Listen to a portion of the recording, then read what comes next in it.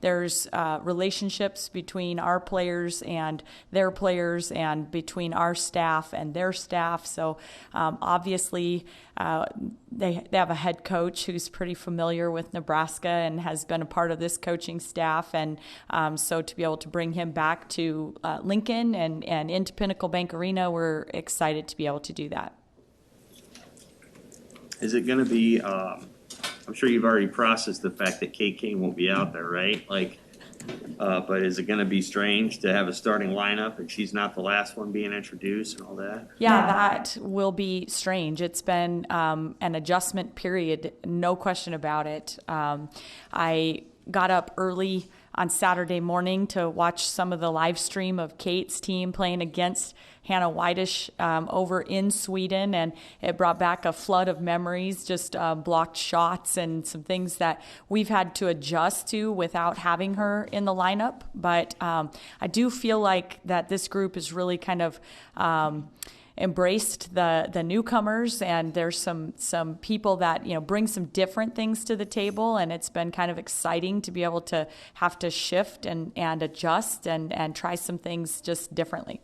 How important is a night like tonight for especially your young players, and playing in front of the crowd obviously is something that's appreciated, but some of the younger players, how do you expect them to respond tonight?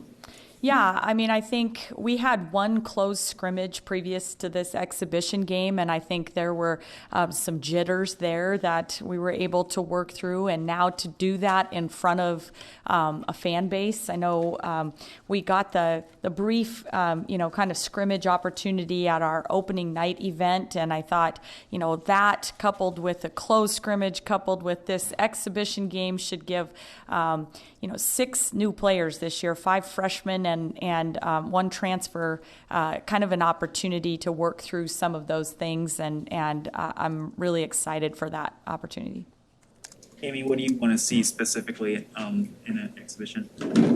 The biggest thing that we're looking forward to seeing is just we really want to up our defensive intensity, and we've been really focused on that, and it's something that we just for 40 minutes we want to try to put our team in a position to make them uncomfortable tonight, and that's the number one thing I'm going to be looking for. Obviously potential isn't production, but how close is this team to being among your better 3-point shooting teams if they do what you think they can? Yeah, I think if we continue to make good choices on shot selection, that we've got a chance to be a very, very good 3-point shooting team. There are a lot of different players that that are capable from behind the arc, and so I think just understanding and taking good shots, and we've got some players this year I feel like that are doing a great job of helping create those open 3-point looks, and part of that is players like Jazz Shelley and Sam Hybe, who are very capable off the dribble of collapsing defenses, but also just adding players like Alexis Markowski and Ani Stewart, who are really Izzy Bourne and Bella, who've been really demanding the ball for paint touches, and that's also collapsed some defenses. They're unselfish players, and we've got more in practice up to this date, more inside-outside touches that have led to open 3-point shots as well. Everybody okay health-wise, or do you anticipate holding anybody out tonight? Other than, our already previously announced kind of injured players that are not back, we are pretty healthy and really excited about the opportunity to see a lot of different rotations here this evening. So. Is that Nyla? Is that who you're referring to? Yeah, I mean, Naila and Trinity Brady is still not back 100% and ready to join us on the court yet. So those 2 young ladies have been missing practice time and preparation and will continue to miss tonight. Is there a player that's made maybe more progress from the start of practice to now, and is there somebody you can single out? I think right now, Ruby Porter has probably been the one that really stands out to me of just making the most progress on both sides of the ball. I think this past week she earned our gold jersey, which is kind of our leader for deflections and really kind of defensively kind of we're calling our Gata jersey, it's gold jersey for the week, and she won that, and she's also been consistently producing. She was our leading scorer in our close scrimmage, so she's been really, I think, stepping up and proving to be capable on both sides of the ball.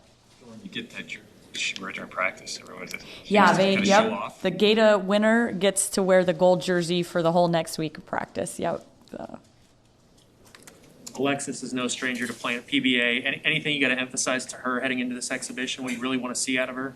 I think really what we've been seeing out of her in practice, and that is, she has a strong desire to win, and that's something that I don't ever want to see her lose. I mean, she feels like Pinnacle Bank Arena is her gym, and she's had a lot of success in there, and I want her to continue to feel that way.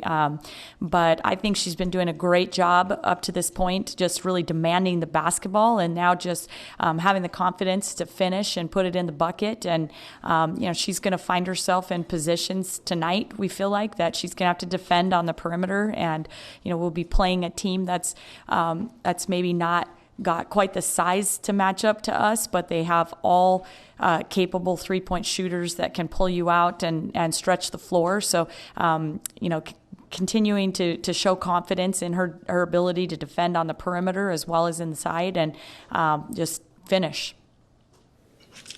I think is that for you guys too, national letter of intent, that next week? Yes. Now that you can kind of see what happens with the portal, I mean, that was really good for you guys. Do you kind of hold some stuff back now and just kind of wait to see what's out there in April and May, and instead of trying to do it through the draft, so to speak? Yeah, I mean, I think we're going to always want to build our program on solid high school players that are going to be committed to the program for 4 years and understand what it means to be a Husker and part of that. But there's no doubt that the transfer portal has changed the way that we approach recruiting. It's changed the way that everybody has approached recruiting, and no doubt about it. I think that, coupled with the fact that the COVID year has really kind of thrown some things off, has changed a little bit. We have 16 players on our roster for the first time ever in my head coaching career that we've had a roster that large, and part of that is transfer portal, part of that is COVID, and I think that that'll continue to have to shuffle itself out here for a few years, but certainly will be an area that we're going to pursue actively always, is that portal. Anything else, Coach Lynn? Thanks.